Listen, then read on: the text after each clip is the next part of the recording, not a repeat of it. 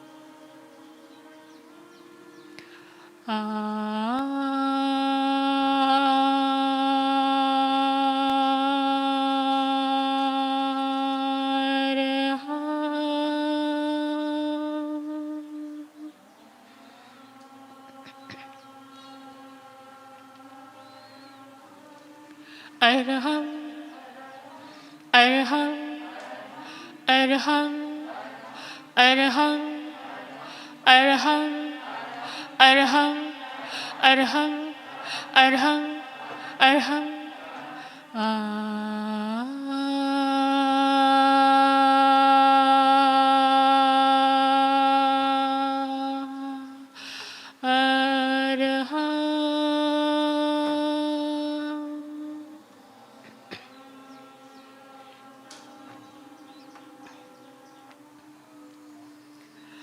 Relax, eyes open.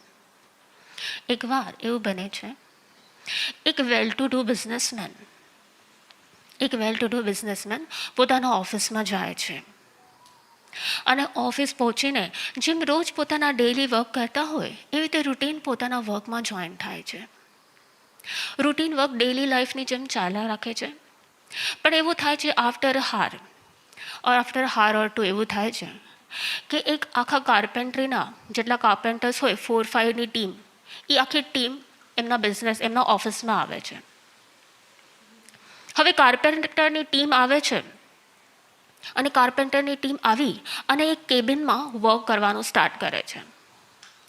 એવું થયું હોય છે કે એ બિઝનેસમેનના હમણાં 15 days બેક એમના નવા પાર્ટનર એમની સાથે જોઈન થયા હોય છે, ફોર વિચ એમની નવી કેબિન એમના માટે સેટ કરવાની હોય છે. તો કાર્પેન્ટર્સ આવે છે, જૂનું ફર્નિચર શિફ્ટ કરે છે, ખોલે છે અને કાર્પેન્ટ્રીનું વર્ક સ્ટાર્ટ કરે છે. બટ કાર્પેન્ટ્રીનું વર્ક શું આરામથી શાંતિથી થાય કે પછી ઇટ મેક્સ અ નોઇઝ? શું હોય? અવાજ થાય, રાઈટ? તો બસ અવાજ થાય છે.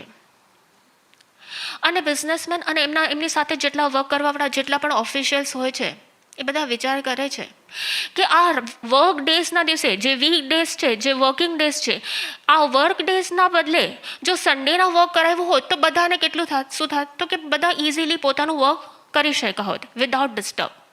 હવે આ વીક ડેઝની અંદર કાર્પેન્ટ્રીનું વર્ક ચાલી રહ્યું છે એટલે હવે જેમ જેમ વર્ક સ્ટાર્ટ થાય છે, આગળ વધે છે, તેમ શું થાય છે? ડિસ્ટર્બન્સ વધે છે. અને જેમ ડિસ્ટર્બન્સ વધે છે તેમ ઓફિશિયલ્સ બધા અંદર વાતો કરે છે.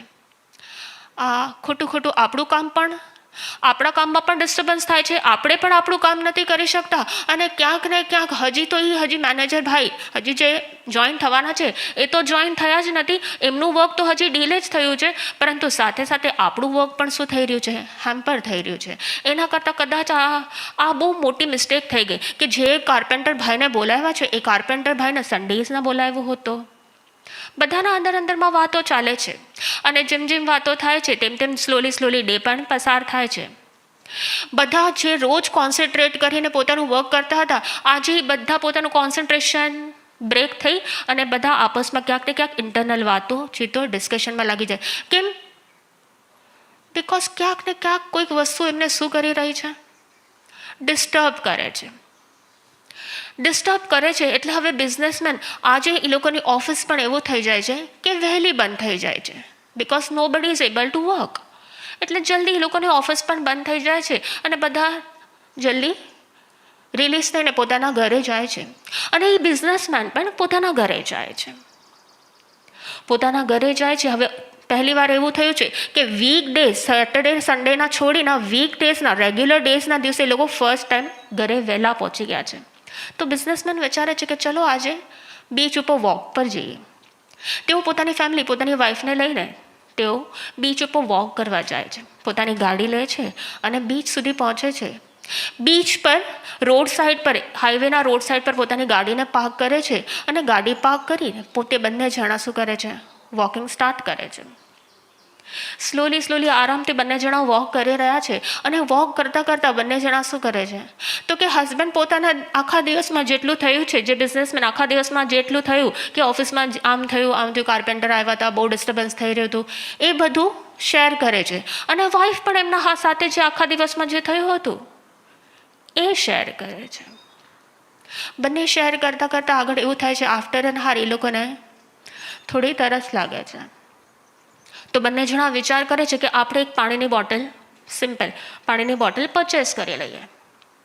અને રોડ સાઈડ ઉપર એક ટ્રાયસાયકલ ઉપર એક નાનકડો 13-14 વર્ષનો બાળક, 13-14 વર્ષનું બાળક ત્યાં ટ્રાયસાયકલ ઉપર બેસી અને પાણીની બોટલ્સ સેલ કરતો હોય છે. અને બંને જણા એને અપ્રોચ કરે છે. ત્યાં જાય છે અને they ask for a water bottle. અને એ ભાઈ પોતાના કન્ટેનરને ખોલી અંદરથી એક ઠંડી પાણીની બોટલ કાઢવા જાય છે. જેવું એ પાણીની ઠંડી બોટલ કાઢે છે તો બંનેની દ્રષ્ટિ પડે છે કે પાણીની બોટલની સાથે કોલ્ડ ડ્રિંક્સ પણ છે. તો બંને પ્રેફર કરે છે કે પાણીની બોટલના બદલે આપણે કોલ્ડ ડ્રિંક. તો એ ભાઈને કહે છે કે પાણીની બોટલની જરૂર નથી, એ તમે તમારી પાસે રાખી લો. તમે એક કામ કરો, 2 એના બદલે કોલ્ડ ડ્રિંકની બોટલ્સ આપો. કોલ્ડ ડ્રિંકની બોટલ આપે છે, પરંતુ જેવું કોલ્ડ ડ્રિંકની બોટલ કાઢે છે એ 13-14 વર્ષનો બાળક પાણીની બોટલ મૂકે છે અને કોલ્ડ ડ્રિંકની બોટલ્સ ઉપાડે છે. પણ બહુ ઇરિટેટ થઈ જાય છે કે તમારે એક વખતમાં એના ફેસ ઉપર એવા રિએક્શન આવે છે કે પહેલાં જ ડિસાઇડ કરી લેવું જોઈએ ને. શું કરી લેવું જોઈએ? તમારે પહેલાં જ ડિસાઇડ કરી લેવું જોઈએ કે તમને વોટર બોટલ જોવે છે કે કોલ્ડ ડ્રિંક્સ જોવે છે. Firstly you are asking for a water bottle અને પછી તમે શું કરો છો કે વોટર બોટલની જરૂર નથી, હવે તમે મને કોલ્ડ ડ્રિંક. એ કોલ્ડ ડ્રિંક સર્વ કરે છે. સામે એ લોકો મની આપે છે અને મનીને ચેન્જ કરીને ફટાફટ એ બાળક પોતાના વર્કમાં એંગેજ થઈ જાય છે. પરંતુ જેવો એ બાળક પોતાના વર્કમાં એંગેજ થાય છે અને બિઝનેસમેન જોવે છે કે એવું તો એ શું કરી રહ્યો છે. બંને હસબન્ડ અને વાઈફ ચેક કરે છે તો એ બાળક પોતાની બુક અને પેન લઈ અને ત્યાં સ્ટડી કરતો હોય છે. રોડ સાઈડ ઉપર ફૂલ હાઈવે છે, ફૂલ ટ્રાફિક છે, ફૂલ ટ્રાફિક પ્રોન એરિયા છે, ફૂલ નોઇઝી છે. બીચ એરિયા છે એટલે જેટલા પણ ફેમિલીઝ છે પોતાની ફેમિલી કારમાં આવે, પોતાની ફેમિલી બહાર આવે, નાના કિડ્સ હોય એ બધા કિડ્સ પણ ભેગા મળીને બીચ ઉપર બેસીને રમત રમતા હોય છે, રમતગમત કરતા હોય છે. અને એ લોકોનો પણ નોઇઝ હોય છે. આ બાજુ ટ્રાફિકનો નોઇઝ છે, આ બાજુ નાના બાળકોનો નોઇઝ છે. અને એ 13-14 વર્ષનો બાળક પોતાનું સ્ટડી કરતો હોય છે. ત્યાં બિઝનેસમેન એને ક્વેશ્ચન પૂછે છે, અરે are you solving a problem, મેથ્સના સમ સોલ્વ કરે છે તું? એ બાળક ઉપર નથી જોતો.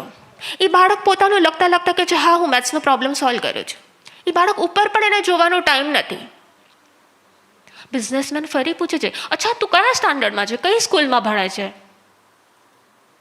અને બાળક કહે છે,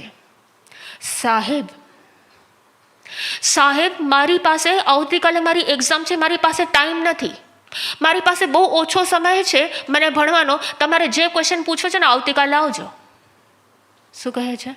તમારે જે ક્વેશ્ચન્સ પૂછવા છે ને તમે મારી પાસે આવતીકાલે આવજો. એ મોઢું પણ ઊંચું કરતો નથી, તમે કોણ છો, કોણ ક્વેશ્ચન પૂછે છે એ પણ એને ખબર નથી. એ સીધું કહી દે છે તમારે જે ક્વેશ્ચન પૂછવાય નહીં તમે આવતીકાલે આવજો, મારી પાસે અત્યારે ટાઈમ શું છે કે નથી? બિકોઝ આવતીકાલે મારી એક્ઝામ્સ છે અને I want to study for it. એ સ્ટડીના પ્રિપેરેશન્સમાં લાગી જાય છે. બિઝનેસમેનને થાય છે રોડ સાઈડનો બાળક છે અને એક આટલો સિમ્પલ ક્વેશ્ચન પૂછ્યો તો સિમ્પલ ક્વેશ્ચનનો આન્સર દેવામાં પણ એને શું થાય છે, એને એક ફર્સ્ટ મિનિટમાં તો એમ લાગે છે કે એ ડિસરિસ્પેક્ટ કરી રહ્યો છે. પછી બંને જણા થોડા આગળ જાય છે અને એવી જગ્યાએ ઊભા રહે છે કે જ્યાંથી એ બાળકને નોટિસ કરી શકે.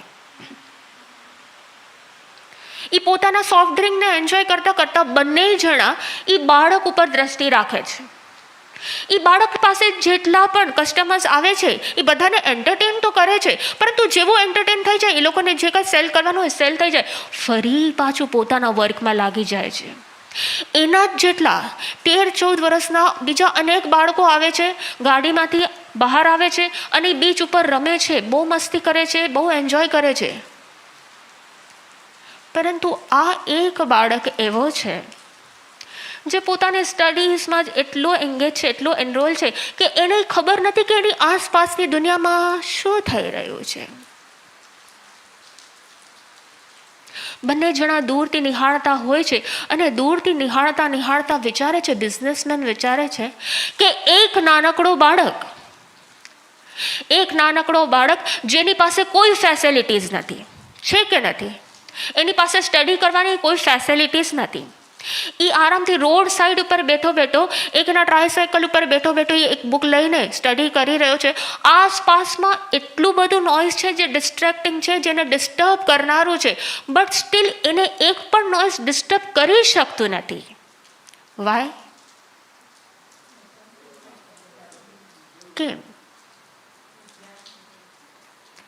કેમ એને ડિસ્ટર્બ થતું નથી? શું એના કાન સુધી અવાજ નહીં પહોંચતો હોય? શું ટ્રાફિક નોઇઝ જેટલું થતું હશે એને ટ્રાફિકનો નોઇઝ નહીં આવતો હોય? અથવા ચલો કદાચ ટ્રાફિકનો નોઇઝ એ એટલું બધું એંગેજ હોય, એટલું બધું એમાં મસ્ત હોય ભણવામાં, કદાચ એને એ પણ ન ખબર પડતી હોય, પણ જ્યારે વારે ઘડે જેટલા કસ્ટમર્સ આવે છે ને કસ્ટમર્સ એની પાસેથી કોઈક વસ્તુ માંગે છે, એ સેલ કરે છે, તો સેલ કરતાં કરતાં એને ડિસ્ટર્બ નહીં થતું હોય? થતું હશે કે નહીં થતું હોય? બંને જણા નોટિસ કરે છે અને બંને જણા એ બાળકને થેન્ક યુ કહે છે કે તમે મારા લાઈફના ટીચર છો. શું છો? એ મનોમન એ બાળકને થેન્ક યુ કહે છે કે તમે મારી લાઈફના ટીચર છો. વાય? તો કે બિઝનેસમાં જ્યારે ઓફિસમાં ગયા હતા ને તો એક નાનકડું કાર્પેન્ટ્રીનું વર્ક ચાલી રહ્યું હતું. શું ચાલી રહ્યું હતું? કાર્પેન્ટ્રીનું વર્ક ચાલી રહ્યું હતું. અને કાર્પેન્ટ્રીના વર્કમાં જેટલો પણ નોઇઝ થઈ રહ્યો હતો ને તો બધા આખો દિવસ ઓફિશિયલ્સ બેસીને શું કરતા હતા? ઇન્ટરનલ ડિસ્કશન કરતા હતા કે આ નોઇઝના લીધે આપણું વર્ક હેમ્પર થઈ રહ્યું છે, આપણે આમાં વર્ક નથી કરી શકતા, આપણને ડિસ્ટર્બ થાય છે, આ થાય છે. પરંતુ એ બાળકનું ફોકસ શું હોય છે? એ બાળકને હાઈએસ્ટ સ્કોર કરવો છે, એનું ફોકસ માત્ર ને માત્ર એના સ્ટડીઝ પર હોય છે. દેવાનો પ્રિયો, જો સંસારના ક્ષેત્રમાં પણ એક સામાન્ય સ્ટડીમાં પણ જો હાઈએસ્ટ સ્કોર કરવો હોય, તમને કોલેજમાં તમે લોકો ગયા હશો, ક્યારેક ને ક્યારેક તમે પણ સ્ટડી કરી હશે, જો તમને કોલેજમાં પણ જો તમારે પણ હાઈએસ્ટ સ્કોર કરવો હોય તો તમે પણ ક્યાંક ને ક્યાંક શું કર્યું હશે?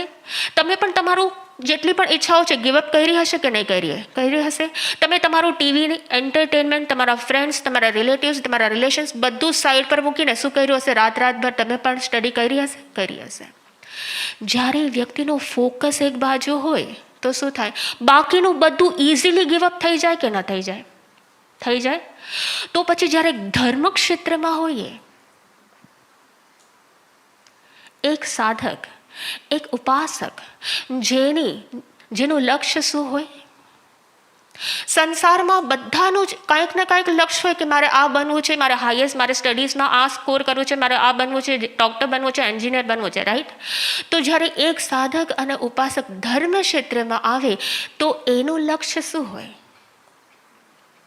એનું લક્ષ્ય હોય કે મારે પણ મારા પરમાત્મા જેવું, મારે મારા પ્રભુ તત્વ જેવું, જેવી સ્માઇલ મારા પરમાત્માના ફેસ ઉપર છે એવી સ્માઇલ મારા ફેસ ઉપર પણ હોવી જોઈએ કે ન હોવી જોઈએ? ચેક કરો તમારા ફેસ ઉપર સ્માઇલ છે કે નથી.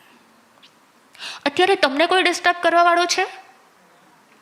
તમે અહીંયા છો અથવા તો ઝૂમ લાઈવમાં છો, તમે જ્યાંથી પણ જે સાંભળી રહ્યા છો, શું અત્યારે એવું કોઈ ડિસ્ટર્બિંગ ફેક્ટર છે કે જે તમને ડિસ્ટર્બ કરતું હોય, જે તમને કોન્સન્ટ્રેટ કરવા ન દેતું હોય? એવું કોઈ પણ ડિસ્ટ્રેક્ટિંગ ફેક્ટર નથી. બટ સ્ટીલ ક્યાંક ને ક્યાંક ફેસ ઉપર સ્માઇલ છે કે નથી? ચેક કરો. પરંતુ જેવું ચેક કરશો ને એટલે ઓટોમેટિકલી શું આવી જશે? તો કે ઓટોમેટિકલી જેવું ચેક કરવા જશો ત્યારે સ્માઇલ આવી જશે. પરંતુ વારંવાર થાય છે શું? એક સાધકનું લક્ષ્ય શું છે? તો કે મારે પરમાત્મા જેવું, મારે પ્રભુ તત્વ જેવું બનવું છે. અને એવા પ્રભુ તત્વ કદાચ એવું હોઈ શકે કે અત્યારે આપણી સામે પ્રભુ મહાવીર પ્રત્યક્ષ બિરાજમાન છે કે નથી? પ્રભુ મહાવીર આપણી સામે કદાચ પ્રત્યક્ષ બિરાજમાન નથી, પરંતુ એ પ્રભુ તત્વ જેવા, એ પ્રભુના પગલે ચાલનારા એવા આપણા ગુરુ તત્વ આપણી સામે છે કે નથી? છે. અને એ ગુરુ તત્વ ક્યાંક ને ક્યાંક તમારું ને આપણું રોલ મોડેલ છે કે નથી? કે આપણા બધાના માઇન્ડમાં એવું છે કે ક્યાંક ને ક્યાંક મારે પણ ગુરુ તત્વ જેવી સાધના કરવી છે, ક્યાંક ને ક્યાંક મારે પણ ગુરુદેવ જેમ ગુરુદેવ દરેક પરિસ્થિતિમાં હોય. એવું નથી કે ગુરુદેવની લાઈફ પણ ઇઝી ગોઈંગ છે કે નથી? ઇઝી ગોઈંગ છે? નથી. આ જગતમાં કોઈની પણ લાઈફ ઇઝી ગોઈંગ નથી. બધાને ક્યાંક ને ક્યાંક પ્રોબ્લેમ્સ આવે છે. તો જેમ ગુરુદેવના પણ લાઈફમાં જેમ ચાઇલ્ડહુડથી તમે ચેક કરશો તો જ્યારે જેટલી પણ પ્રોબ્લેમ્સ આવી, પરંતુ દરેક પ્રોબ્લેમ્સમાં વચમાં પણ શું હતું? વર્ષો પહેલાં જ્યારે એવું બન્યું કે આખા બોડીમાંથી શું થઈ ગયું? તમને બધાને જ ખબર છે ક્યાંક ને ક્યાંક 80% બ્લડ શું થઈ ગયું? વોમિટથી બહાર નીકળી ગયું. પરંતુ એવી સિચ્યુએશનમાં પણ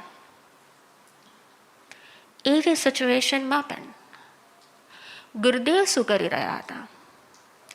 એવી સિચ્યુએશનમાં પણ ગુરુદેવ હંમેશા પરમાત્મા પ્રભુનું નામ સ્મરણ કરી રહ્યા હતા. એક સંવેગી આત્મા કેવો હોય? સંવેગ મીન્સ વોટ? સંવેગ એટલે પરમાત્મા પ્રત્યેનો, પ્રભુ પ્રત્યેનો, ગુરુ તત્વ પ્રત્યેનો અનકન્ડિશનલ લવ. શું?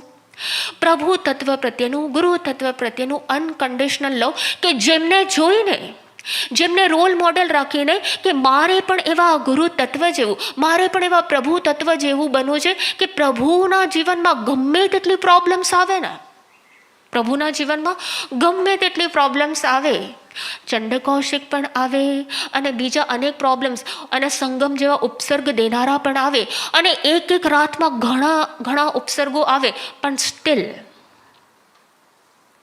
પ્રભુ એને ફેસ કરે કે એનાથી ડરીને શું કરે? અને ફેસ કર્યા પછી જ્યારે ફેસ કરી રહ્યા હોય ત્યારે પણ એવું હોય કે મારે ફેસ કરવું પડે છે. એવું હોય કે એકદમ ખુશી થતું હોય? Because each and every problem તમારા સંવેગ તત્વની શું લે છે?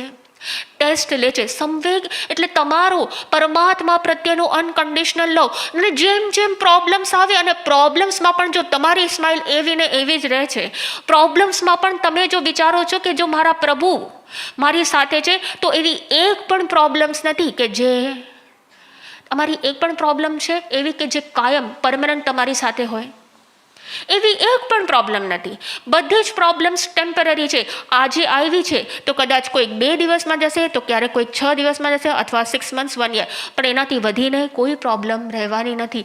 અને એટલા જ માટે એક સંવેગી સાધક કેવો હોય? જેના અંદરમાં સંવેગ એટલે પરમાત્મા પ્રત્યેનો અનકન્ડિશનલ લવ હોય. એ વારંવાર એનું લક્ષ્ય શું હોય? એનું ફોકસ શું હોય? શું હોય એનું ફોકસ? કે મારા જીવનમાં ગમે તેવા પ્રોબ્લેમ્સ આવશે ને, ક્યારેક એવું થાય કે તમે તમારું વર્ક કમ્પ્લીટ કરીને બેઠા હો અને ઓલ ઓફ અ સડન અંદરમાંથી અવાજ આવે કે તમને કેટલી વાર કીધું છે કે તમારી વસ્તુને વ્યવસ્થિત રાખો, તમે તમારી વસ્તુને સાચવીને રાખો, પરંતુ ઓલવેઝ તમારા રૂમમાં શું હોય? તો કે ઓલવેઝ જ્યારે પણ રૂમમાં એન્ટર થઈએ ને કે તમારા રૂમમાં બધી વસ્તુ અસ્તવ્યસ્ત પડી હોય. કેટલી વાર ક્લિનિંગ કરવાની? કદાચ તમારો વાંક હોય પણ, કદાચ તમારો વાંક ન પણ હોય. અને આવી એક સિચ્યુએશન હોય કે અનેક સિચ્યુએશન હોય. તમે કદાચ કોલેજીસમાં ગયા હશો અને કોલેજીસમાં ગયા હો ત્યારે એવું પણ થાય કેટલીક વાર કે તમારા ફ્રેન્ડ્સ મળીને તમારી શું કરતા હોય? મસ્તી મજાક કરતા પણ હોય, ક્યારેક તમને ઇગ્નોર કરતા હોય.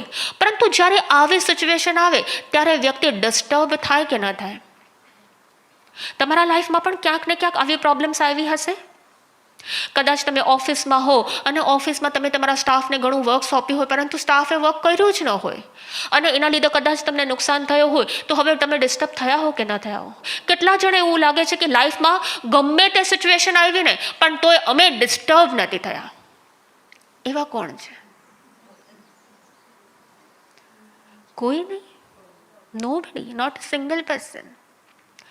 લાઈવમાંથી પણ કોઈ નથી અને અહીંયા સામે બેઠેલા તો કે કોઈ એવી એક પણ વ્યક્તિ નથી કે જેના લાઈફમાં પ્રોબ્લેમ્સ આવી હોય પરંતુ ડિસ્ટર્બ ન થયા હોય. પ્રભુ કહે છે જેના અંતરમાં સંવેગ પ્રગટ થાય, પ્રભુ પ્રત્યેનો અનકન્ડિશનલ લવ પ્રગટ થાય, એની દરેક સતત ને સતત, જેમ ઓલા બાળકનું લક્ષ્ય શું છે, એ રોડ સાઈડ પર બેઠું છે, એની પાસે કોઈ ફેસિલિટીઝ નથી, ન કોઈ એની પાસે કોઈ સારી બુક્સ છે, નોટબુક્સ છે, ન કોઈ ટેબલ છે, ન કોઈ ફેસિલિટી છે, કોઈ શીખડાવવા વાળું નથી, કાંઈ નથી, પરંતુ તો બી એનો ફોકસ શું છે તો કે મારે સ્ટડી કરવું છે, મારે હાઈએસ્ટ સ્કોર કરવું છે. જો એક સામાન્ય સંસારમાં પણ જો એક લક્ષ્ય હોય કે મારે જો હાઈએસ્ટ સ્કોર કરવું છે તો એના માટે પોતાની બધી ઈચ્છાઓ, પોતાની દરેક રમત ગમત એ જોવે છે એના આસપાસમાં દરેક બાળકો શું કરી રહ્યા છે તો કે રમે છે, ગમે છે, અવાજ કરે છે, મસ્તી કરે છે, પરંતુ એ નહીં કરવાનું મન કેમ નથી થતું? બિકોઝ એનું ફોકસ ક્યાં છે તો કે એની સ્ટડીઝમાં. એમ એક સાધકનું ફોકસ, સંવેગ જેની અંદર પ્રગટ થાય એનું ફોકસ ક્યાં હોય? એનું ફોકસ પ્રોબ્લેમ્સ ઉપર હોય, એને પ્રોબ્લેમ્સ સહન કરવા પડે કે સહજતાથી થઈ જાય? એકવાર એવું થાય છે, એક બહુ મોટા આચાર્ય પોતાના 500 શિષ્યને લઈને વિચરણ કરતા હોય છે. અને વિચરણ કરતા કરતા એક વખત એવા નગરમાં પહોંચે છે કે જ્યાં એ આચાર્યના સિસ્ટર અને સિસ્ટરના હસબન્ડ પોતે રાજા હોય છે. એમના સિસ્ટર, એ આચાર્યના સિસ્ટર પોતે રાણી હોય છે અને એમના હસબન્ડ રાજા હોય છે. પરંતુ જે રાજાનો મંત્રી હોય એ મંત્રીને આ આચાર્ય ભગવાન સાથે પૂર્વભાવનો કાંઈક ને કાંઈક વેર હોય છે, દ્વેષ હોય છે. એટલે જેવી એને ખબર પડે છે કે આચાર્ય ભગવંત એમના નગરમાં પધારવાના છે, એટલે જ્યાં જે ચૈત્યમાં, જે ગાર્ડનમાં, જે ઉદ્યાનમાં એમને ઉતારો મળવાનો હોય એ ઉદ્યાનમાં પહેલેથી જ શું કરે છે તો કે પહેલેથી જ વેપન્સ, જેટલા પણ શસ્ત્ર હોય એ બધા શસ્ત્રને છુપાવીને રાખે છે. આચાર્ય ભગવાન પધારે છે, પોતાના 500 શિષ્યને લઈને પધારે છે અને એ ઉદ્યાનમાં તેઓનો નિવાસ થાય છે. મંત્રી પોતાના રાજાને જઈને કહે છે, રાજન, આજે તમારા ગુરુ ભગવંત આવ્યા છે ને? કોણ છે તો કે ગુરુ ભગવંત આવ્યા છે, પોતાના 500 શિષ્યોને લઈને આવ્યા છે, પરંતુ તમે એમ નહીં સમજતા કે તેઓ તમને ધર્મ પમાડવા આવ્યા છે. રાજન પૂછે છે એટલે તમે શું કહેવા માંગો છો? તેઓ મુનિ ભગવંત છે, પોતાનો આખો સંસારનો ત્યાગ કરીને નીકળ્યા છે અને તમે કહો છો કે એ ધર્મ પમાડવા નથી આવ્યા? રાજન, તમે ચેક કરી લો, જે ઉદ્યાનમાં તેઓ ઉતર્યા છે ને એ ઉદ્યાનમાં જ તમે ચેક કરશો ને તો તમને કદાચ જોજો બધા શસ્ત્ર મળશે. શસ્ત્ર કેવી રીતે મળી શકે? મંત્રીને કહે છે રાજા. એક પણ મુનિ ભગવંત જે પંચ મહાવરધારી હોય એ ક્યારેય પોતાની પાસે કોઈ શસ્ત્ર રાખે? એ ક્યારેય પોતાની પાસે કોઈ શસ્ત્ર ન રાખે. પણ તમને એવું હોય ને રાજન, જો મારી વાત ઉપર તમને વિશ્વાસ ન હોય ને તો તમે ચેક કરાવી લો, પરંતુ એ શસ્ત્ર શા માટે રાખશે? રાજન, તમને હજી કાંઈ ખબર નથી. એવો 500 શિષ્યને એટલા માટે લઈને આવ્યા છે કે 500 શિષ્યને લઈને તમારા રાજ્ય ઉપર શું કરશે તો કે એ હુમલો કરશે અને તમારું રાજ્ય તમારી પાસેથી છીનવી લેશે. એમ? રાજા કહે છે તો ચેક કરાવવું જ પડશે. અને ચેકિંગ કરાવે છે તો નેચરલ છે, શું નીકળશે?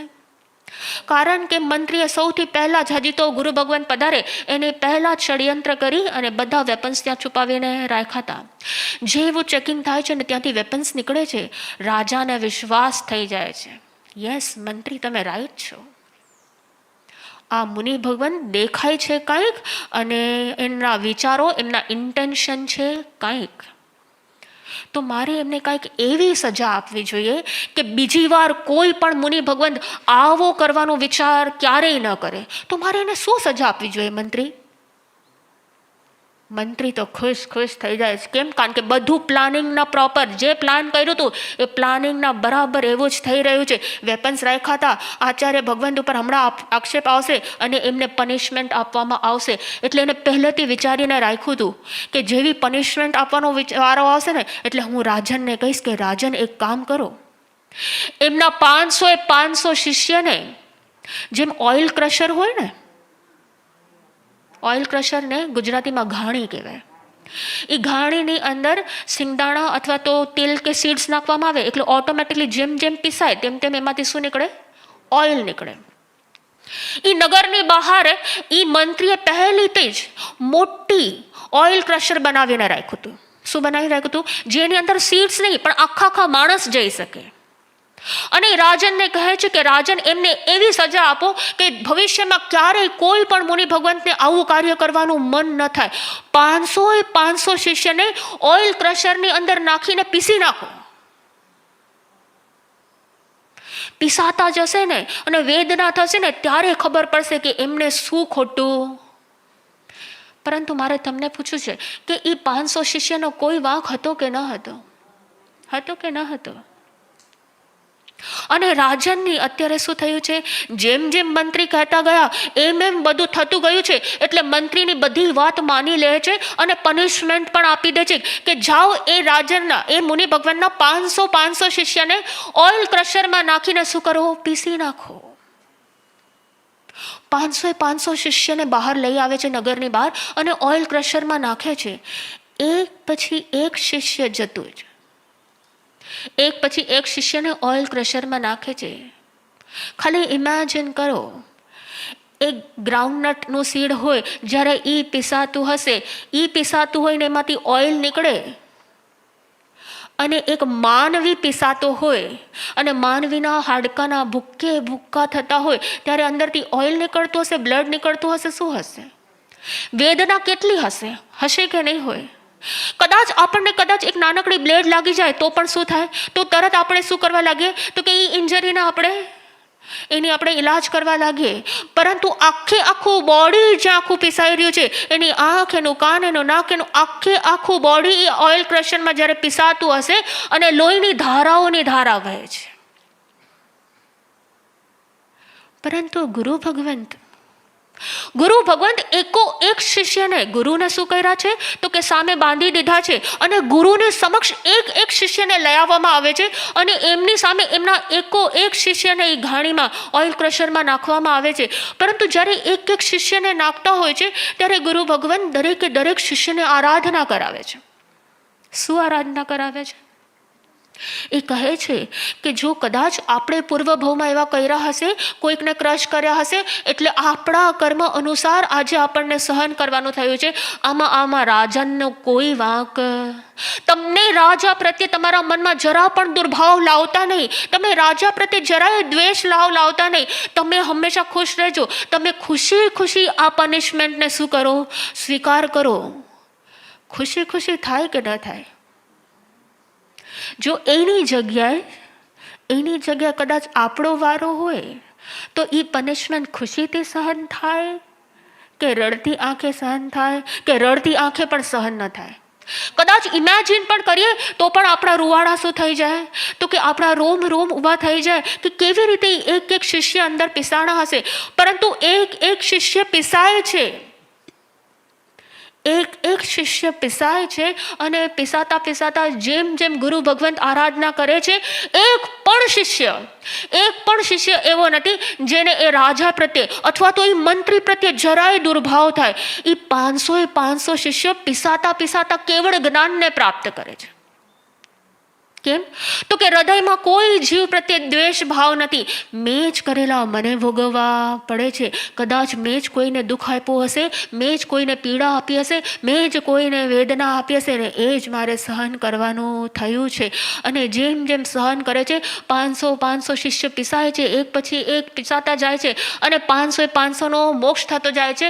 અને છેલ્લા એક નાનકડા બાળ મુનિ ભગવંતનો વારો આવે છે. ગુરુ ભગવાન દરેકને આરાધના કરાવે છે. પરંતુ જ્યારે નાનકડા બાળકની વારી આવે છે, એ ત્યાં હાથ જોડીને રિક્વેસ્ટ કરે છે કે મારા નાનકડા શિષ્યને તમે શું કરો? તમને આટલા બધાને તમને પનિશમેન્ટ આપી હતી ને, તો 499 ને તો તમે શું કર્યું છે? તમે ક્રશ કરી નાખ્યા છે. ત્યાં સુધી તો હું તમને કાંઈ નથી કીધું. પરંતુ મારા નાનકડા શિષ્યને તમે શું કરો? એને તમે છોડી દો. એક શિષ્ય પ્રત્યે ખાલી રાગ જન્મ થાય છે કે નાનકડો મારો બાળક છે, બાળક જેવો શિષ્ય છે, એના કુમળા, એમના બહુ સોફ્ટ એના હેન્ડ્સ છે, એના બહુ સોફ્ટ એની આઈસ, આંખ, બધું એનું આખું બોડી એટલું સોફ્ટ છે, તમે એને જ્યારે ક્રશ કરતા હશો હું જોઈ નહીં શકું. પરંતુ પનિશમેન્ટ તો આપવાની છે, નાનકડો બાળક પણ ક્રશ થઈ જાય છે.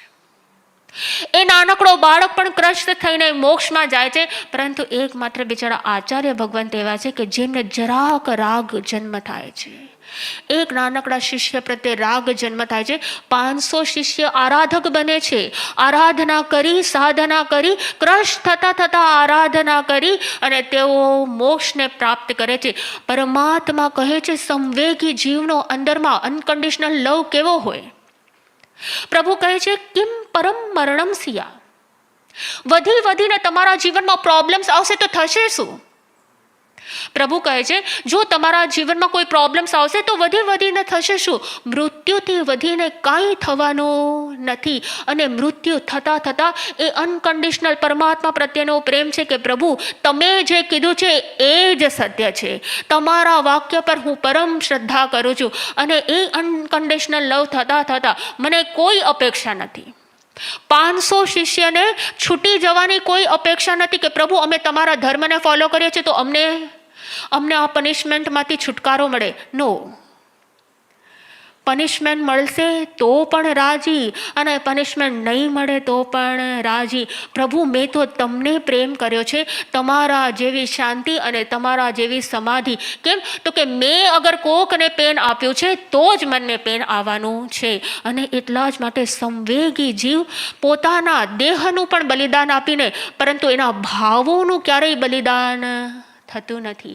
જ્યારે હૃદયમાં પરમાત્મા પ્રત્યે, ગુરુ તત્વ પ્રત્યે અનકન્ડિશનલ લવ પ્રગટ થાય ત્યારે એ સંવેગી જીવ કેવા હોય? એ શ્રાવક, એ સાધક, એ ઉપાસક. ક્યાંક ને ક્યાંક તમે પણ ઉપાસક છો, ક્યાંક ને ક્યાંક આપણે સૌ ઉપાસક છે. તો આપણા હૃદયમાં પરમાત્મા પ્રત્યેનો એટલો અનકન્ડિશનલ પ્રેમ હોય કે પ્રભુ કદાચ મને મૃત્યુ પણ આવે ને તો મૃત્યુનું સ્વીકાર છે, પરંતુ મારે કોઈ જીવ પ્રત્યે મારે કોઈને હર્ટ કરવા નથી. મારા હૃદયમાં કોઈ જીવ પ્રત્યે નેગેટિવિટી રાખવી નથી. મારા હૃદયમાં કોઈ જીવો પ્રત્યે દ્વેષ ભાવ રાખવો નથી. અને એ જ સંવેગ ભાવ છે જે મૃત્યુ કરીને પણ પરમ મોક્ષને અપાવે છે. એવો સંવેગ ભાવ, એવો અનકન્ડિશનલ લવ કે જ્યાં માત્ર અર્પણતા છે, પામવાનું કોઈ અપેક્ષા નથી. માત્ર ને માત્ર અર્પણ કરું છું કે પ્રભુ જે પનિશમેન્ટ હશે તો પણ મને કાંઈ વાંધો નથી, પનિશમેન્ટ ન હોય તો પણ મને કાંઈ વાંધો નથી, પ્રોબ્લેમ્સ આવે તો પણ મને પ્રોબ્લેમ નથી અને પ્રોબ્લેમ્સ ન આવે તો પણ પ્રોબ્લેમ નથી. હું તો માત્ર ને માત્ર તમારા ચરણમાં મારા શીશને અર્પણ કરું છું. અને અર્પણ કર્યા પછી જે થવાનું હશે હું શ્રદ્ધા રાખું છું કે એ દ્વારા, તમારા ઉપર શ્રદ્ધા દ્વારા મને શું પ્રાપ્ત થશે? તો કે મને પણ તમારા જેવી શાંતિ, સમાધિ અને સત્યની પ્રાપ્તિ થશે, પરમ તત્વની પ્રાપ્તિ થશે. એવો સંવેગ ભાવ તમારામાં, અમારામાં, આપણા સૌમાં જન્મ લે અને એ આપણા સૌના ભાવો થકી આપણે સૌ પરમ તત્વને, ગુરુ તત્વને પ્રાપ્ત કરીએ. બસ એ જ આજની વાત.